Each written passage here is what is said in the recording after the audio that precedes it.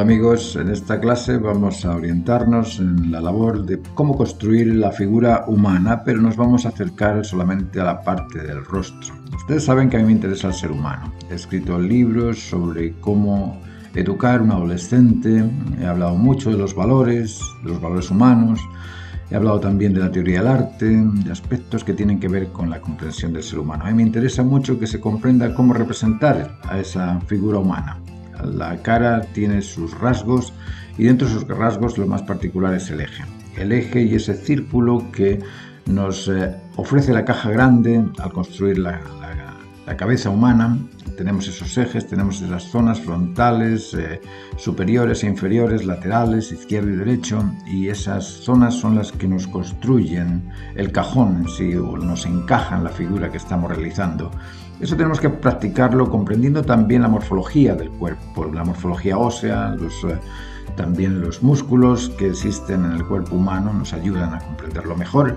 Y sobre todo la estructura geométrica. Esa estructura geométrica es saber que un rectángulo, un trapecio invertido, un trapecio superior, un cuadrado nos construyen el torso de la figura, hacer esas figuras en movimiento para que podamos ejercitarnos cada vez más en comprenderlas, hacer mucho retrato de todo lo que veamos, hacer figuras imaginarias como las que hacían en el barroco, hacer también ese tipo de estudios particulares del rostro, de las manos, de los pies, de las rodillas, de los adultos, de los adolescentes, de aquellos mitos particulares del cuerpo humano. Hacer ese tipo de retratos todo nos sirve para poder madurar.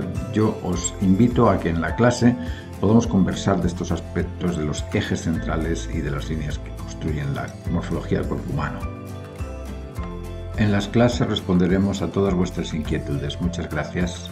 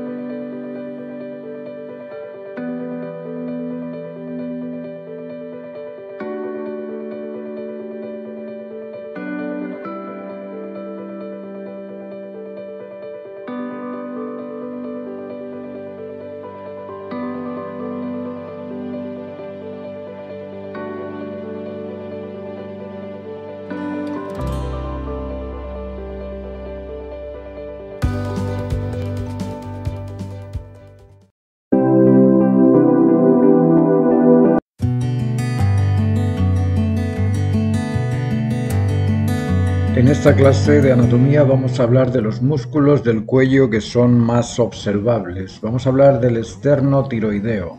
Vamos a hablar del esternocleidoideo. Vamos a estar también hablando del esternocleidomastoideo, que es el largo, que es más observable. Vamos a hablar también del angular del omóplato. Vamos a hablar del escaleno anterior, del escaleno medio y del escaleno posterior. Además vamos a hablar del esplenio y de la porción superior del trapecio, que es también observable a los ojos del observador.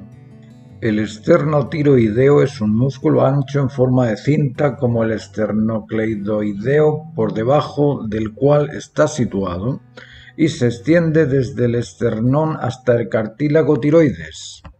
¿Qué es lo que hace este músculo? Este músculo baja la laringe y el hueso hioides. El músculo esternocleidoioideo o esternoioideo es el más superficial de los músculos de la región infrahioidea. Es una cinta carnosa de 15 a 20 milímetros de ancho, extendida desde la extremidad superior del tórax hasta el hueso hioides. El músculo esternocleidomastoideo se refiere a su nombre hace referencia a 3 puntos óseos donde se insertan los extremos de este músculo. Estos son el esternón, la clavícula y apófisis mastoides. Está ubicado en la zona anterior y lateral del cuello, interviene en la acción de rotación, flexión e inclinación de la cabeza, es de apariencia larga y robusta, se ubica por debajo de la cara posterior del mango del esternón y el tercio interno de la clavícula, y por encima de la cara interna del apófisis mastoides y línea curva occipital superior.